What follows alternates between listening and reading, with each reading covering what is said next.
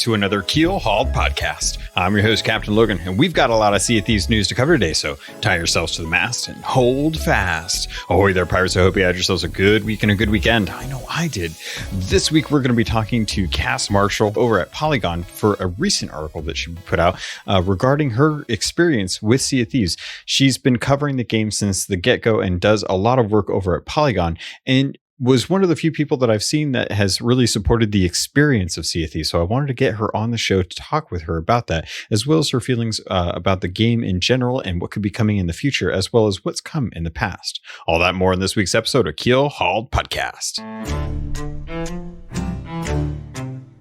Thank you so much for jumping on with me. I wanted to reach out to you after I saw your latest article with Sea of Thieves, and I wanted to talk a little bit about kind of you before we dive into the article, because I think the story that you told was amazing, as pretty much all of the ones that you've written, but this one in particular really kind of hit on a topic that I wanted to talk with you in particular about. But for those that aren't familiar, you're a writer over at Polygon, and you've been writing for Sea of Thieves since basically it came out, but you also do a lot of writing for other MMOs as well. So, Cass, did you want to kind of maybe touch on what you do over at Polygon and what kind of drew you to that? Absolutely. So I've been at Polygon for about 3 years now, I think, and I tend to do a lot of community writing. I started with Overwatch and esports, but over time, I realized that what I'm really interested in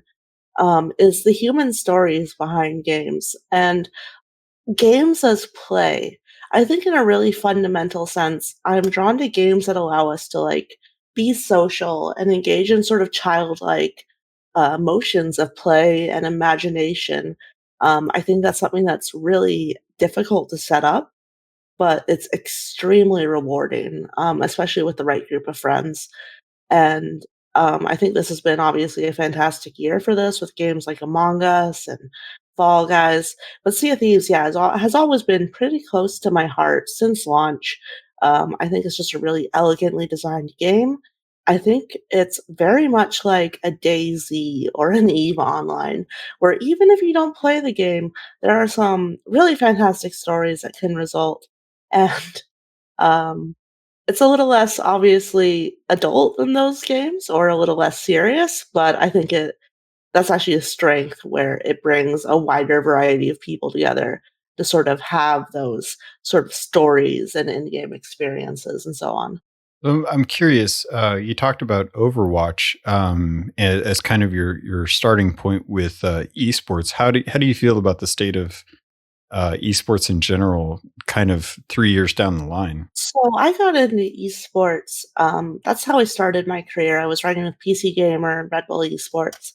And I think to a degree, I'm always going to follow esports and be interested in esports, just because I find, again, the human stories, they're so fascinating. But at the end of the day, I'm getting older. It's a lot harder for me to keep up with competitive shooters like Valorant or Overwatch. I still play games of League of Legends or whatever, but my interest is really moving away from those sort of competitive experiences to things that I can do with friends, things that create experiences that I can remember, and things that have a really pick up and play quality to them. Whereas esports has always been and probably will always be kind of tough to get into for a lot of people, and probably will be for quite some time. Yeah, there's quite a bit of a learning curve when you're trying to be competitive in anything you do. So I empathize with you immensely, or actually I sympathize with you when it comes to wanting to find games that you can kind of pick up and play. It's part of the reason why I play Heroes of the Storm casually in quick match and stuff. It's easy for me to drop in, pick a player that I am comfortable playing with, and do a couple matches, win or lose, and feel satisfied. And I think that's one of the things that I think Sea of Thieves really has going for it is that session based design where you can drop in and never really quite be sure what's going on any given server at any time. You can kind of feel out some of the other ships, but that can change at any moment. And to speak to the reason why I wanted to bring you on this latest article that you put out, how you were hostage in an alliance and for a betrayal for the during the Ashen Lords. In the article, you kind of talked to what it was like getting into an alliance server by accident, I would assume, and subsequently finding out that the people that you were with ended up wanting to betray the alliance. So I was kind of hoping that you could maybe kind of recount the tale and give people at home a audio version of your article. Yeah, absolutely. So I play Sea of Thieves a ton of different ways. I do, a full galleon with friends and we're on Discord, or I do solo sloops a whole lot. And I was doing one of those solo sloop sessions, and I tend to be very go with the flow. I just see what's going on. And I was sort of confronted by this server wide alliance that had started. And one galleon captain was very assertive. He was like, listen, we are doing the server wide alliance. You have the choice to join the server wide alliance and contribute as a solo sloop captain, or we will sink you and we will sink you until you leave. And at the time, I was like, sure, I'm planning to do a solo Ash and Athena's. I would certainly appreciate having more gold and reputation added to my coffers throughout. So I agreed to those terms. And as I got on my sloop, I was sort of impressed with the infrastructure this galleon captain had set up, where all of the non-sloops would be traveling as a fleet, going around to all the global events, fighting krakens and ashen lords and skeleton forts. And me and the other sloop captain were basically allowed to go about our business as, bringing in gold. A member of the Brigantine was not as happy with this infrastructure, and the Brigantine planned to sort of overthrow the alliance, just out of pure spite, I think. Um, you know, and one of them crept onto my ship, and as I sailed away, he eventually pulled out his eye of reach and, you know, pointed it directly at my face and told me that I was now his hostage, and we were going to participate in a great betrayal, which we did. We sailed around for a couple hours. We gathered up tons of gunpowder barrels. And then we finally rolled up on the Alliance as they were doing the Ashen Lords, but gunpowder barrels all over their ship. And it eventually all went up in explosions. It was extremely uh, just, I imagine, a big surprise for the galleon to see their ship go up in just like a massive blast, and the brigantines were just yelling at them. It was a full-on mutiny at that point, which was great. I love to hear it. Yeah, I can imagine they probably weren't having too fun. So, um, I guess a couple questions that I had for you is you like to kind of go with the flow of Sea of Thieves, depending on the times that you jump on and whatnot. How do you generally feel as far as this being something that is kind of organic with Sea of Thieves? Like this instance seems like it was kind of happened as a result of just one very assertive person taking charge and trying to rally the server. This is something that actually happens on the normal for other crews that actually purposefully try to spawn in multiple ships on a server and try to actually take over an entire server just for themselves. And you kind of found your way onto this server. But I'm curious, how do you feel about people that try to manifest a server alliance on purpose? I think I'm really sympathetic to them because my number one complaint with Sea of Thieves right now, just like as a player, is the fact that it only has 4 players to a galleon and you cannot easily join a server with friends. Because I play with a large shifting group of friends, and there are times where, I start a sloop voyage, and then another friend pops on. So it's like, okay, do we can the sloop and start a brigantine? If we start a brigantine, will a fourth friend show up? And sometimes you have 5 or 6 people in one channel, and it always feels really awful to be like, well, we're playing Sea of Thieves. You can just hang out and listen to us play a Sea of Thieves. So I totally understand why you would want to have that server alliance. I think at a certain point it does remove some of the charm of the game for me because you're essentially just getting as much gold and doubloons out of it as possible. But golden doubloons don't really affect your in-game performance, they're just cosmetics. So it's not as if someone who's playing that way is going to roll up on my galleon and immediately smoke me with like their newly grinded incredible weapon. So I don't think Mhm. it's not a playstyle I personally would enjoy that much, but it's not something I begrudge, and I think I definitely understand the joy of just getting everyone on and just owning a server. I think that's probably a pretty fun experience, and I wish it was easier to do that, on your own. I know you tend to keep up with Sea of Thieves as far as news cycle goes.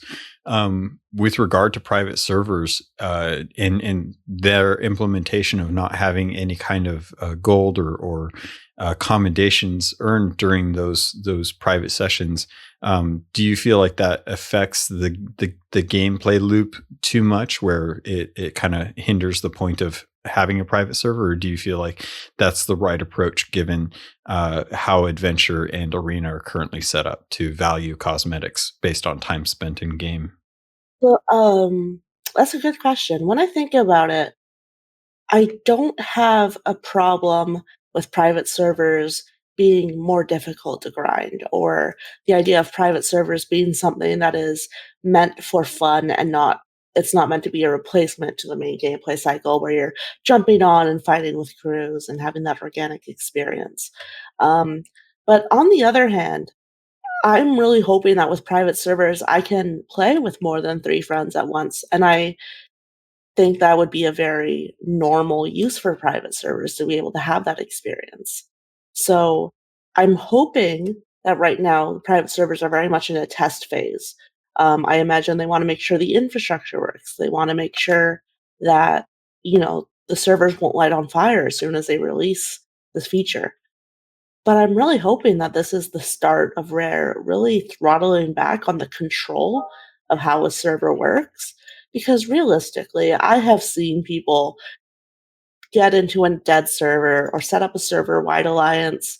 It's something that you can do. It's not particularly difficult, it's just time consuming. And these people end up, making hundreds of thousands of gold in a session anyway. The cat's kind of already out of the bag on that front. And so I'm just hoping that we get the experience I really want, which is this fluid, playing with multiple friends, setting up a fleet if we want experience out of private servers as they continue to be sort of developed and tested in the coming weeks or months. Think I'm right there with you. If I had to have a choice between private servers and a dynamic ship based system where I can have ships change ship type in session without having to leave the server that I'm on because of the supplies or the voyage that I'm currently working on. If I was able to increase to a galleon if more people came on, or decrease to a sloop if people had to go, as well as having an opportunity to load up multiple ships with people and actually have the lobby system be used, as opposed to just expecting I'll start a ship and have people jump in on me, as long as I start the right type of ship to afford that player placement. I think I would rather have those as opposed to private servers, because at least it would still give me the camaraderie, the community building aspect of it that I want, without feeling like I'm a detriment to the normal mode or the adventure mode, where people feel like that's where the time spent is valuable. Whereas private servers is just like renting out a movie theater for you and your friends for a birthday party or something. Yeah, and I know there are things like the Race of Legends or the Trivia Ship or, community ventures where people very much want private servers. I think that's awesome. By all means, continue with that. I just don't think it's a solution for the common player's problem of like, yeah, you're locked to a ship once you start. If you have a voyage halfway done, you basically have to abandon it if more friends get on and you want to start a new ship for them. They did add save points to Tall Tales, and that is a nice start. But I'm definitely hoping to see more in the coming patches. Are there other things in the game, with maybe say like events or biomes, things that you've been? Because when I look at the list of articles that you've written, for the game. You've been in it for the long haul. You're very much an OG pirate, even when the game launched. And I'm curious, as someone who's been there with you through the trials and tribulations that this game has dealt with, are there things that you maybe wanted more of, or things that you hope come in future updates, or possibly story arcs that haven't been touched on? Oh, absolutely. I have a really long wish list for this game.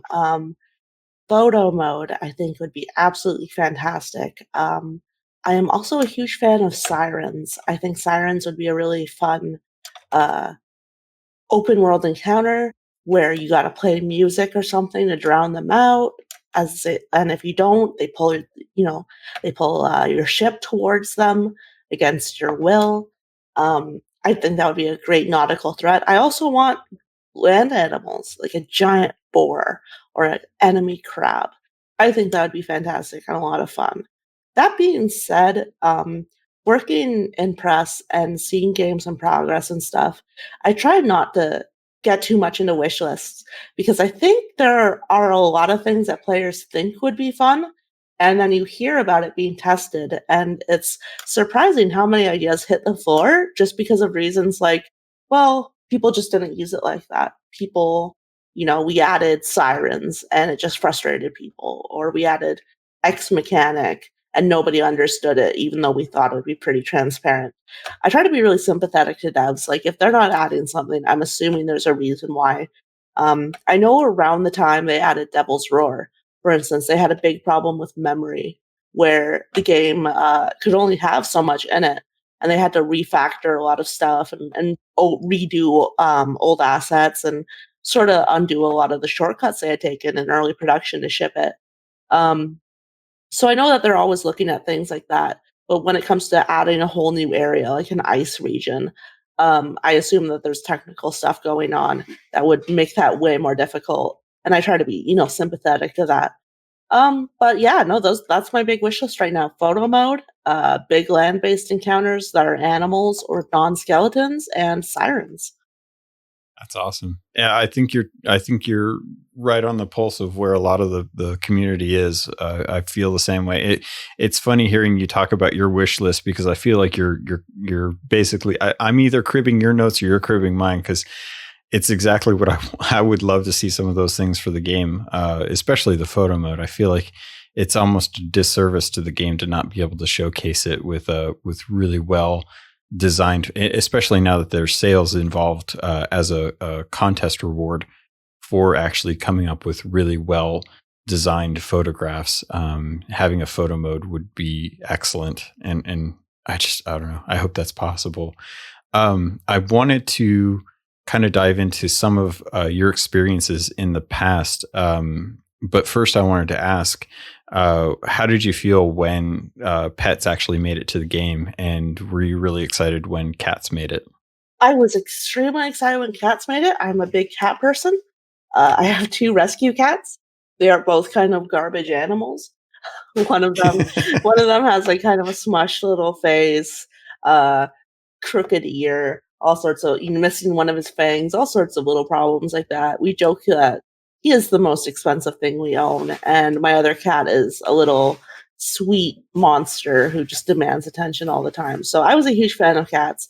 Um, Pets overall, I was not super interested in them at first. I was like, okay, that is a legitimate money making venture for them. When it comes to Sea of Thieves, I played the game, like you mentioned, since launch, and they've been out hungering deep, cursed sales, just a ton of DLC for free, which I was really impressed by. So when they added pets and the Pyre Emporium, my reaction was basically like, yeah, go for it. That's cool. Like, recoup your losses because, I mean, you deserve it as developers at this point. You've put the work in.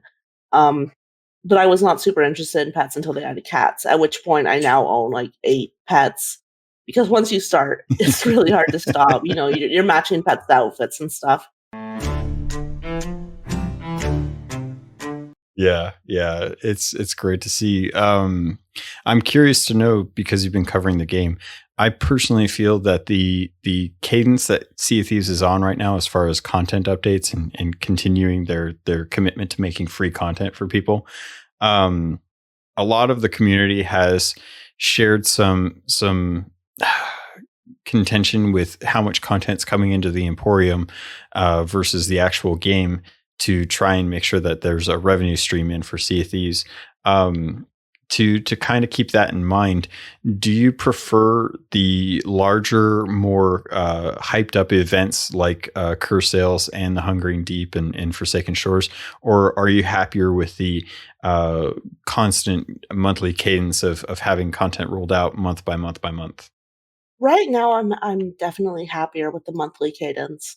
The way that I understand it is they still have the same amount of employees working on things.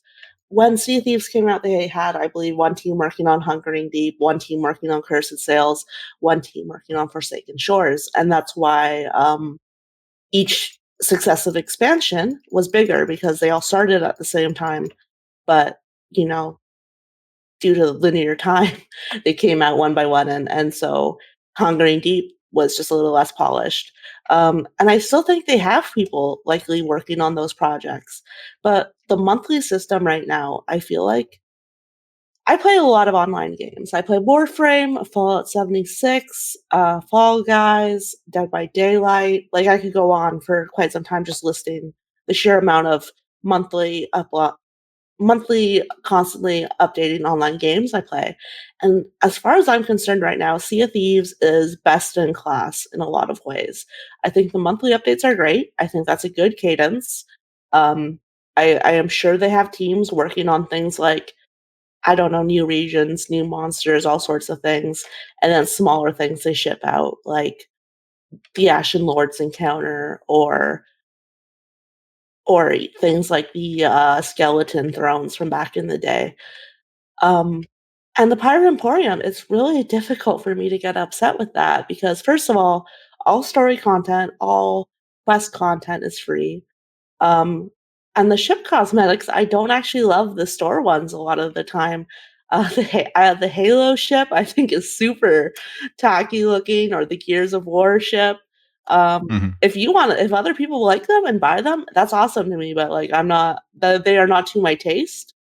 And I come from like games like Fallout 76, where they will charge you for in-game products, charge you for the game, and charge you a monthly subscription for more cosmetics. So Sea of Thieves compared to that is absolutely like a dream. If you're not in that ecosystem, I definitely can see why you might be frustrated with the Emporium's editions and feel sort of like pressured to get them.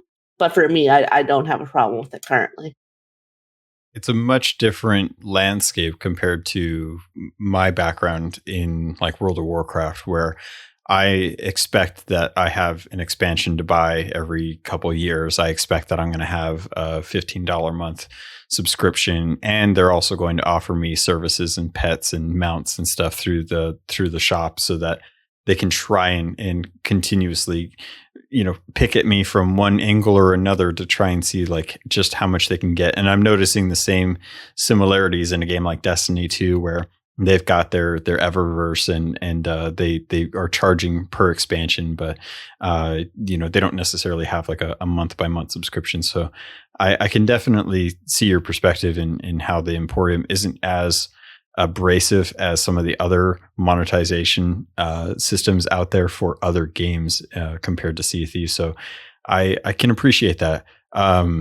In yeah, I guess if I'm looking at just Sea of Thieves, the trouble comes into the quality of the game or the quality of the cosmetics that are coming into Sea of Thieves Emporium versus what we're getting in game with some of the recolor systems.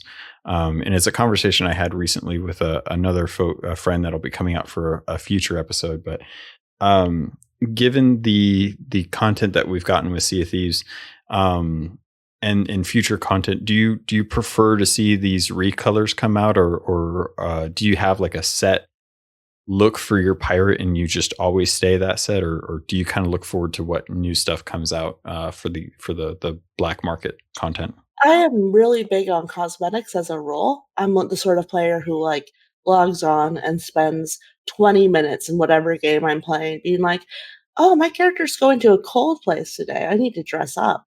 And that's why I like games like Red Dead Online, GTA Online, anything that gives me a closet. Um, Hmm.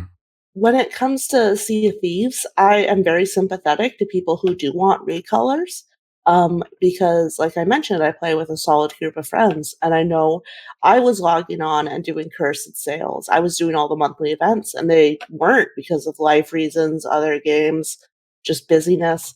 Um, and I know that they're like, "Oh, I would have loved the Bone Crusher stuff or the uh, other original versions that are coming out as recolors." So that's fine with me. I can see why people would like it. A lot of it isn't to my taste, but I do like stuff like the recolored parrot set or the recolored ocean crawler set or kraken set. Um, Also, in general, Rare have earned a lot of trust from me in their first year. I was very concerned that after Sea of Thieves had sort of a rocky start, that we would see Microsoft sort of crack the whip and Rare would be like, all right, $5 hats, let's go, as their primary market. And instead, they just split out content for a year straight.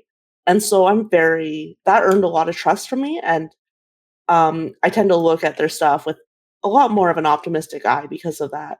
I think they had the opportunity to pull the really unfortunate make money fast store opportunities, and they did not take it then. Uh, and I appreciate that. So, That's great to hear because I'm kind of in the same situation where I would rather have this system over other systems. I think the you touched on something that really kind of sparked a thought in my head because I have a friend of mine who has been playing the game for quite a long time, Thor Von Blitz on Twitter, and he is adamant about role play in his game, not necessarily in how he talks, but how his pirate dresses. And he's got an outfit for every situation. He has a swimming outfit. He has a rain outfit. He has a Forsaken Shores outfit. He's very particular about making sure that he's dressed for the occasion. So when I look at a system with the recolors, and I think about like potential new content coming in, um, how do you feel about like the tall tales when it comes to RPing as your pirate? Do you generally like to go through the tall tales with particular outfits, or do you find yourself kind of in the same clothing or same situation that you generally play when you're out and about? yeah, no, the tall tales are great, and I definitely dress up for them. I have a very, I would say, canon backstory in my head for my pirate, where I figure, I have read the comic books and the RPG and stuff, and I'm like, my pirate was born in the wilds. She's a captain of the wilds, and she has had certain adventures. And I dress to sort of fit her personality depending on where we're going. It's less, what am I doing? And more like, this is my pirate. I want her to look intimidating. I want her to sort of fit the image I have in my head. Um, and so I tend to dress up and take a lot of pictures, sort of not according to what I'm doing in game, just how I'm feeling on that day and that sort of thing. I do like the dress up system a lot. I think it's fantastic. I do wish there was a more character customization. Like I recently bought a potion just Hmm. because my character could not wear hats. Her forehead just looked really weird in hats. So I bought a pirate customization potion, and I was a little disappointed to see I was back to the randomized gauntlet. Uh, but yeah, other than that, I'm generally pretty happy with the cosmetics, and I have a lot of fun sort of dressing my pirate up for the day. I feel like I'm kind of preaching to the choir here, but how do you feel? Like, do you feel like it's a mistake at the moment that Rare has moved towards costumes compared to loadouts? If we were to say like take one or other, I feel like you would probably have more fun with a loadout system where you could customize an outfit and have that outfit set up so all you had to click is that outfit and it would act as a costume, but just a customizable feature. Compared to the costume system that we have now, where Rare has developed much more elaborate looking outfits, but they are essentially going over or kind of replacing the customization that you can have with clothing. Ahoy there, pirates. Just wanted to let you guys know about something that's going on with Keelhauled Podcast. I am kicking up a Patreon. This is going to be my first dive into this type of program. I don't do it for any other stuff that I do. But because I'm making content for you, I'm hoping that there's a chance that you might consider supporting me. I've got it started out at the lowest entry, which is a sailor, where you'll get ad-free content, the podcast, and remove any of the ads out of it, so you won't have to worry about that. That starts at $3 a month.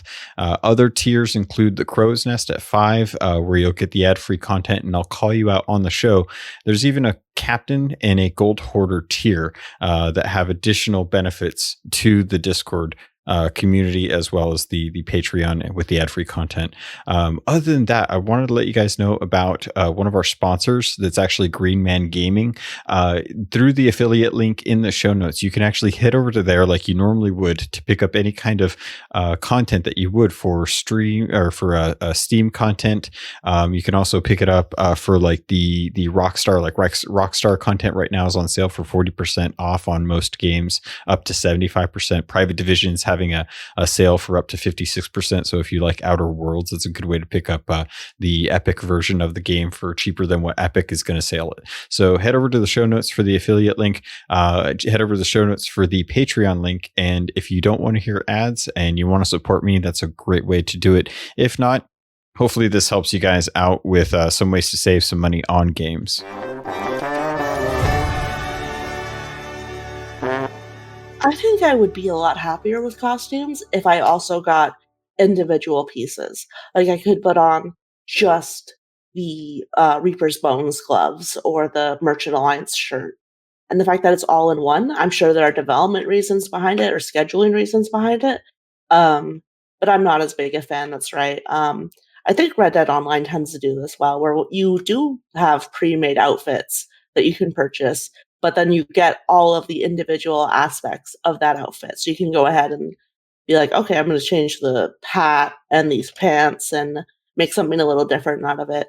I do know they've added some staple outfit choices lately, which I did enjoy. Just some plain shirts, plain skirts, and pants. I think that's a step in the right direction. And if they continue to put out costumes or outfits, I hope they continue to put out individual items and staple items so I can continue to make original custom outfits for my pirate. I'm curious to hear your thoughts on things like the Ruby Splashtail costume or the Shrouded Ghost Hunter outfit or costume in this instance. I'm not a fan.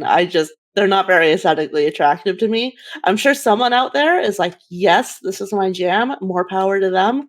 But I am very particular about my customization, and those are not for me.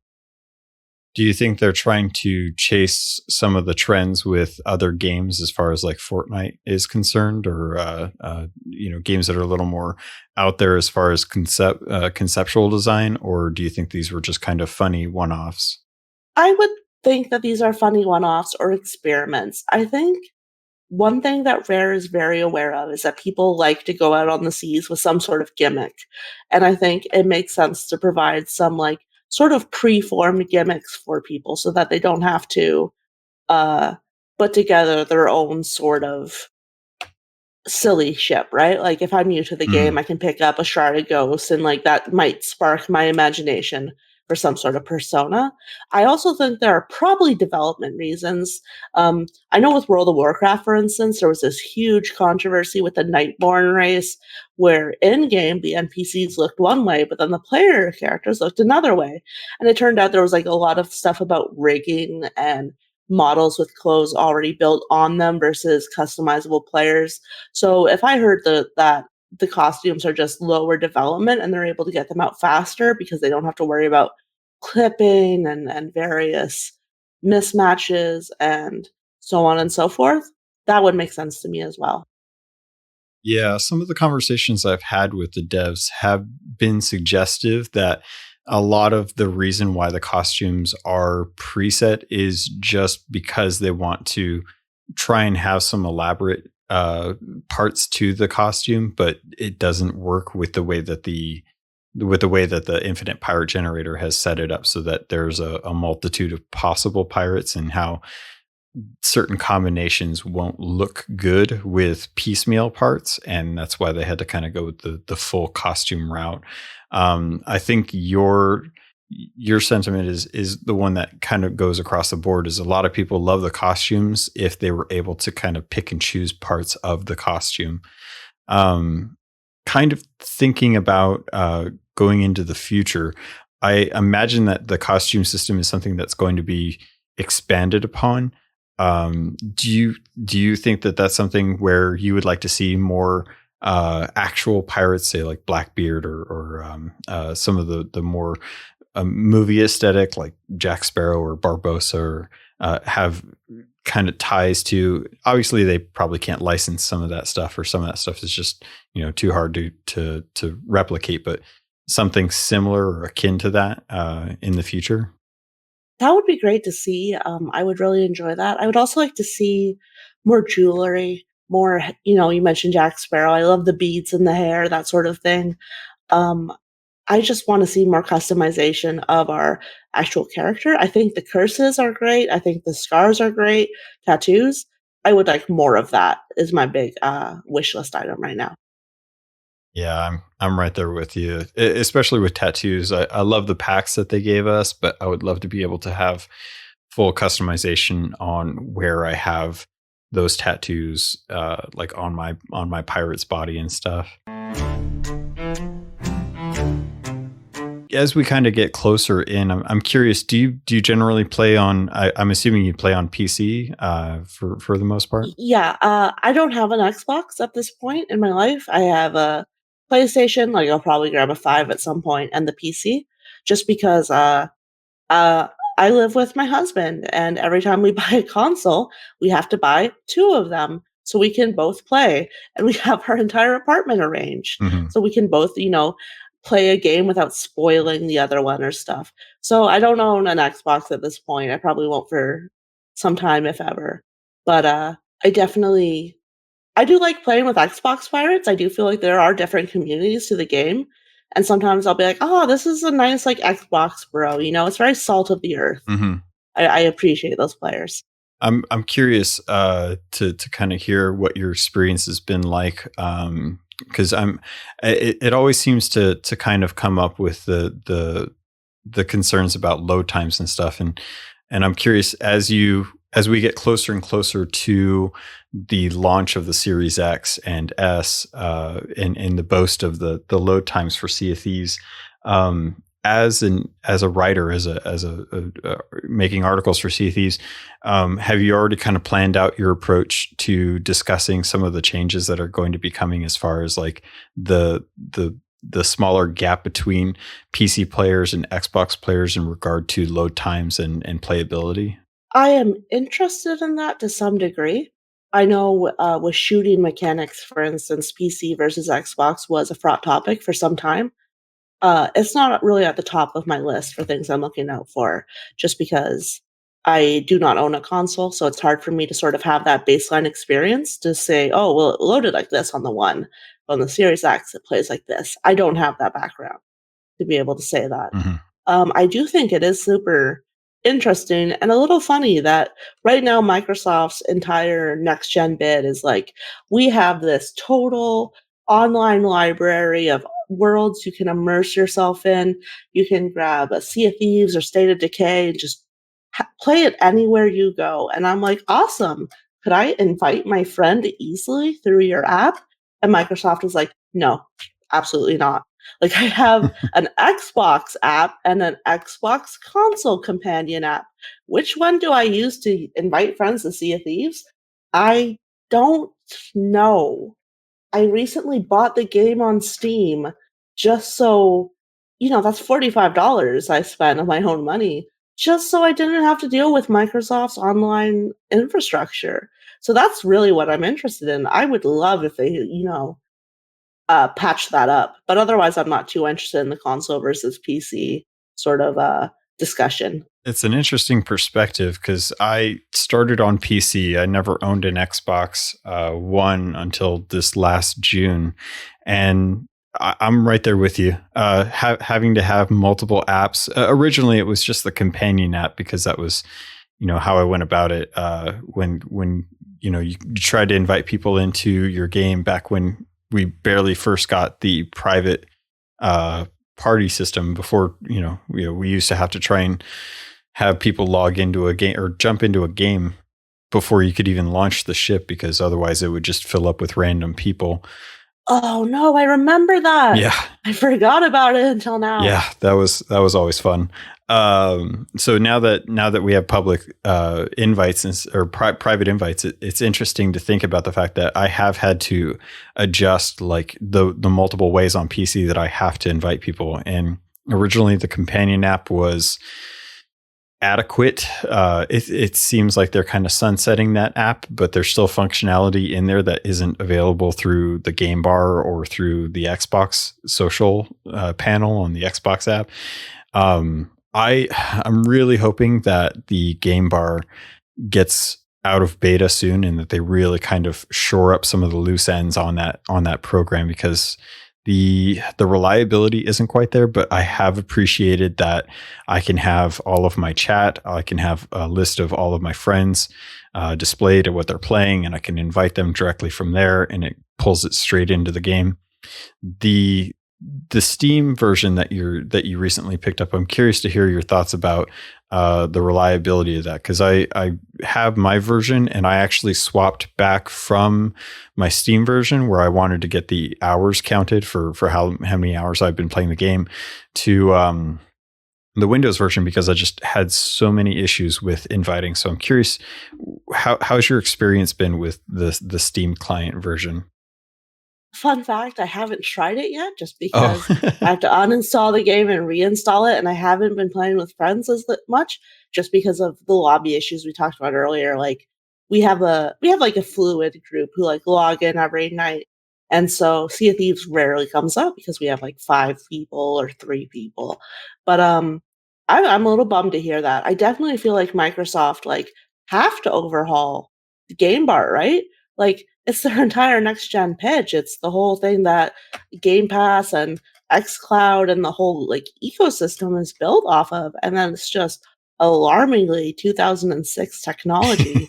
So that's extremely weird to me. And I'm really hoping that like there's something coming and they're on top of that. They're putting in some decent work into the game bar. I've been happy with the latest builds that they've put out. It's been a lot easier to get friends into games and get parties started up to be able to chat with people. I think, and this is a tough situation because I have to accept that hardware is a factor in the situation, but there's a bit of a latency issue between when I hit WG or WinG and when the game pops up and which monitor is it going to be active on. And it's tough. It's definitely not as easy as Steam or like BattleNet, or I would say even the Xbox itself natively, being able to invite people on the Xbox is just insanely easy compared to the workarounds that you have to go through with Windows Game Store or Windows games through the Microsoft Store. I'm hoping that they'll be able to kind of make it a little bit more snappy, I think is my biggest issue. It's just not quite as snappy as I would like it to be. Were there other things that, because it sounds like for the most part, you really enjoy the game and you're happy with it, except for wanting to have some sort of dynamic ability to change ships to accommodate more players and to be able to invite more than just 4 players into a server, and more customizations for your pirate. How are you as far as the actual events and the economy right now? Because those are some of the main issues that I butt heads against. Is there are more and more world events, and we're only ever able to get one at a time, and they linger around for quite a while. So you either have to go do them or hope someone else does them if you want say like a skeleton fort when the fleets are up or the Ashen Lord is up, but it's not the Ashen Lord that you want. How are you feeling in regards to how much gold you have and what type of events we have in the world right now? So when it comes to gold, I'm doing okay because I'm capable of knocking out a Ashen Athena's solo in like a couple of hours of just, I have it open on one monitor and listening to a podcast or something. So I'm doing okay on that front. It's not always like the most fun thing in the world where I'm like having a blast every single mission I do. Mhm. But like I'm fine. I feel like I have an adequate supply of new toys. I have a very full treasure chest of ship cosmetics and dresses and stuff. So I'm happy on that front. When it comes to the events, I am the person who has been saying since day one, Sea of Thieves does not necessarily need more content. I think people have been going, Sea of Thieves needs content since day one. And I'm like, what's content? And they're like, stuff to do. And for me, the stuff to do is going with other players and having stories with them, right? Mhm. So for me, like, I never did the Fort of the Damned, but I think that's a cool idea. The idea of having a very elaborate, sort of server-wide all-day event. Um, I think I think a skeleton ship battle is cool. I think Captain Flameheart is cool. Um, but none of that is really why I'm here for the game. And sometimes it's like a little sort of distracting to be like, oh yeah, no, that's up. Oh, that's up now. Oh, I have a Kraken. That means that a fort's gonna be going up soon. I hope no one bothers me. Um, it's not really why I'm there. It's great sort of table dressing, but I would prefer stuff like more Meg spawns, more Kraken spawns, um, more sort of just organic things that aren't announced by some sort of cloud. Yeah. Yeah. So more emergent threats than opposed to uh, waypoints on the horizon that you can go to. Oh man, I just lost. I got so involved in what you're talking about. I forgot what I wanted to ask you later on. I guess at that point, it's really interesting to think about what some of the possibilities on the islands, because it sounds like you're speaking towards your desires as far as wanting to have different types of creatures on islands that you can run into. Are you thinking that things like giant boars on islands or crabs would be something worked into the current faction system, or would they just be similar to like the megalodon, where they're just another type of threat that you might encounter? And if that's the case, how do you feel about them introducing more things like traps on islands where you have to overcome environmental uh, kind of threats? I love environmental traps on islands. The very first time I played Sea of Thieves, I got on my boat and I sailed straight to Snake Island and I was immediately murdered by snakes. And I was like, no, you know what? That's very appropriate. That's fine. I love the snakes. I don't love Devil's Roar as much just because it's you'll have an earthquake and you're like, "Oh, is that a volcano?" The stakes are a lot higher with Devil's Roar. You have to get out immediately if there's a volcano, especially if you're solo sleeping, that sort of thing. But I love the snakes. I would love to see more of that. Um, I don't necessarily think it needs to be tied to a faction. I would like to see more reasons to be in the standard game world. And there's stuff like Tall Tales or the Thieves Haven Athena run.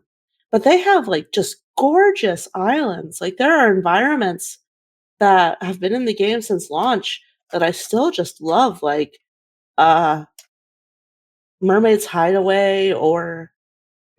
or Thieves Haven, I think look amazing, and I would love to have reasons to go there. I don't really have reasons to go there right now because money-wise, the Devil's Roar is sort of where it's at, but it's so gorgeous and peaceful. I'm just like, Rare, please give me a reason to be here. And like a boar that you kill for some sort of boar treasure that sells for a lot, that would do it for me. And I would find it sort of really novel and interesting, especially because I love the art style for Sea of Thieves animals. Even the Megalodon's kind of cute. Yeah. I'm curious then. because it sounds like you're speaking a lot to the experiences that you have in the game, and you've mentioned that you've read the comics and you're happy with Flameheart. Do you tend to latch on to the lore of Sea of Thieves? Yeah, I do, definitely. I remember with, Wanda, before Cursed Sails, I was looking up theories about what she was hiding and what sort of curse she had, and I was in for it.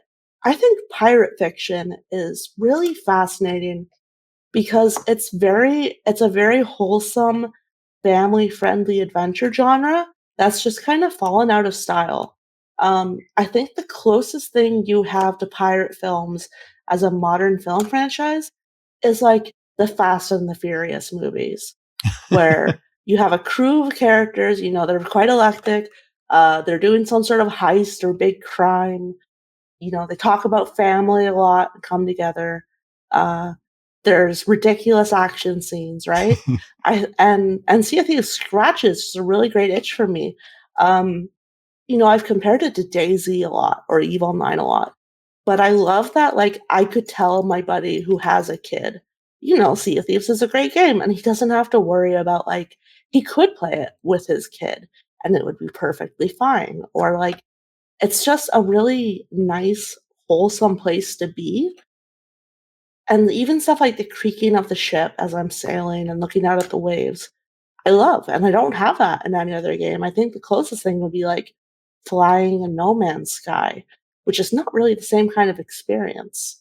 Yeah, it doesn't feel quite as grounded with No Man's Sky. It feels. It's funny that I hear people discuss their feelings about an empty server on Sea of Thieves because there's no one around to fight or anything like that. But when I think of think of No Man's Sky, it really does feel empty. You could be on an entire planet and never run into another person, and all you have is just a bunch of weird animals around you. It's funny because I keep thinking about Dominic from Fast and the Furious with a big beard and a pirate eye patch. I can't get that out of my head. So I'm curious with you investing in the lore. Then we're at the point right now where Flameheart has kind of established himself as the main threat. The Ashen Lords have come as a result of that, for the most part, and now we're getting hints of gold vaults with ancient treasure chests. Do you feel like there's still a pretty cohesive story, or are some of the content drops that we're getting a little too detracting from the main story arc? What I like about Sea of Thieves is I don't think there's necessarily a main story arc, or at least not one that's, like, traditionally told. And I put a lot of thought into this because I'm a huge dork. But right now, I think online games have a really hard problem with sort of storytelling that unfolds over like many patches or many years. And a great example of this, I think, is World of Warcraft, where every single year in World of Warcraft for the past like 8 or 9 years in the universe, there is some insane global crisis. Like a portal to another alternate reality opened and people are invading through it. Or we have to go to the afterlife where literally every heaven and hell is real and you can visit the dead people, right? Like you have very extreme, over the top scenarios that keep mounting. Um, and you can see problems with other games as well. I'm not going to go down the entire list, but because online games often have periods of downtime or inactivity, punctuated by patches, you know, it's just a difficult format to storytell in. And I feel like Sea of Thieves has actually done really well because they keep coming up with scenarios that one are interesting or fun for like logging in for a patch. Like doing the skeleton ships for the first time felt amazing, felt cinematic. And being there kind of makes me feel like I have been watching the progression. You know, I met Stitcher Jim and I, you know, called him out and then he showed up to give me voyages and I was like, I'm watching you, buddy. And then the Reaper's hideout was built, that sort of thing. I watched that unfold and I think that's awesome. But they're also able to sort of leave things as a status quo right now. The Sea of Thieves, you know, you can still go out on the Sea of Thieves, and Captain Flameheart's still a threat. He's still rising and all that. But like, you don't have to worry about that. Um, in the Mass Effect games, this is a huge problem where this narrative will be like, "Oh my god, the Reapers are coming. You have to save the world right now." And I'm like, "Yeah, but this Turian lost his glasses, so I need to go find his glasses. He can't read his book without it, right?" Yeah. So I think Sea of Thieves nails that sort of like really tricky balance of like you need to have an updating story that's interesting, but it can't be just sort of overwhelmingly silly or like constant stakes raising. And I do think Sea of Thieves has nailed that. I can see why people might not like it, or they might be like, you know, this is not a story I super enjoy, or I don't want to get yelled at by Flameheart every time I'm going around. And like that's legitimate. But overall, I'm pretty happy. And I feel like there's room for us to thwart Flameheart and to go back to fighting a smaller scale threat, like the Megalodon or the Reapers faction or Stitcher Gem. I think right now they're doing a really good job at sort of controlling the stakes, as opposed to just going full throttle and being like, this month Flameheart's back, and now everything's on fire forever. That sort of very intense uh, escalation that a lot of games tend to do. Well, your levity to a lot of the issues that I have has definitely made me feel more sound in how the game is being perceived, because obviously my perspective is just that, and how I feel about it definitely skews in favor of how I feel. So it's nice to hear that the concerns that I have with certain things in the game don't always impact the way that I expect them to impact everyone. So it's been a real joy to hear you talk about how you feel about the game and different aspects of it, and has really helped try and craft a different narrative for how Sea of Thieves can be talked about as a whole in general. So I wanted to thank you again for coming on. I know it was kind of random for me to hit you up on Twitter after you posted your latest article. But if folks want to get an opportunity to read into some of the other stories that you've talked about, like the Aesop's Fable and stuff, they can find you over on Polygon under Cass Marshall, correct? Yep, and I'm also on Twitter. You can just search Cass Marshall. I'm verified. The handle is RequuineGG, ReQuineGG. And yeah, I post a lot of the work I do there, or I just make very silly jokes. I do swear a lot, so be prepared. But yeah, you can find me online either on Twitter or Polygon.com. Awesome. And are you publishing any work outside of the articles that you write for Polygon? Not right now. I do a lot of pen and paper games in my free time, which is a lot of fun, but not very publishable because it's essentially fan fiction. Yeah. Um, but if I do have any creative projects, you'll see it on my Twitter. Awesome. Well, thanks for joining me, and I appreciate you working with me on scheduling and stuff. It's been really, really fun to get a chance to talk with you. Yeah, absolutely. And maybe, some future patch we can chat again about what's going on in the world of Sea of Thieves. I would love to, and I'm looking forward to your next adventure on the seas and reading it on Polygon. Thanks again, appreciate it. All right, Pirates, that's going to do it for this episode. Thanks again to Cass for coming on to the show to help out, talk about Sea of Thieves and discover some of the articles that you guys might not have noticed have been going around over on Polygon covering Sea of Thieves for the last 2.5 years. Wanted to reach out to everyone that wrote in with a review this week. I got one from New Zealand, from Flying Potato 420, just says Poggers 5 stars, PogChamp. I appreciate that. And then last, I think it was a couple weeks ago, FinnBob2 wrote in, updated his review or her review, their review, says, yeet, 5 stars, a lovely podcast. Thanks, FinnBob. And for everyone else, the show gets better and gets out to more people because of you. You're the one that directly impacts how Apple does the podcast algorithm. So let's fight the algorithm, as Blunty says on YouTube, and make sure that your reviews are getting in there to help out. Make sure that the show gets into the charts and that the people looking for good Sea of Thieves content are getting that. And again, thanks to Robots Radio Network for helping promote the show. show through the network, as well as getting advertising for this show in other shows as well. So make sure you guys are listening to the Robots Radio podcast as well. That's going to do it, Pirates. Thank you. I love you, and I look forward to sailing with you on the Sea of Thieves.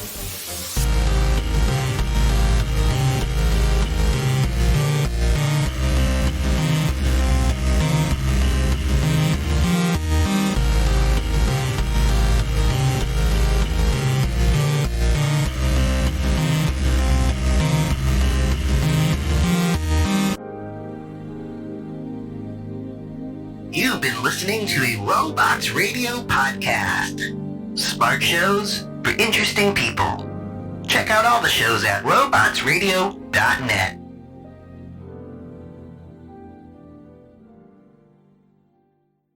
Myth is a podcast about the very soul of humanity. Join me each week as I explore stories from our history, from our mythologies, about what it means to be human. I'm your host, Tom, and Myth is available on every podcatcher, anywhere. And if you're familiar with any of my other work, then you might realize that Myth is like a lorecast, but for humans. Join me each week on Myth. Hey Guardians, we are the Destiny Show Podcast, a weekly podcast about all things Destiny 2. We invite amazing guests from the Destiny community to share their stories and discuss the latest topics from the world of Destiny. Check us out on Apple, Google, Spotify, Stitcher, or live on Twitch every Thursday night at 7 p.m. Eastern, 4 p.m. Pacific. We will see you Starside.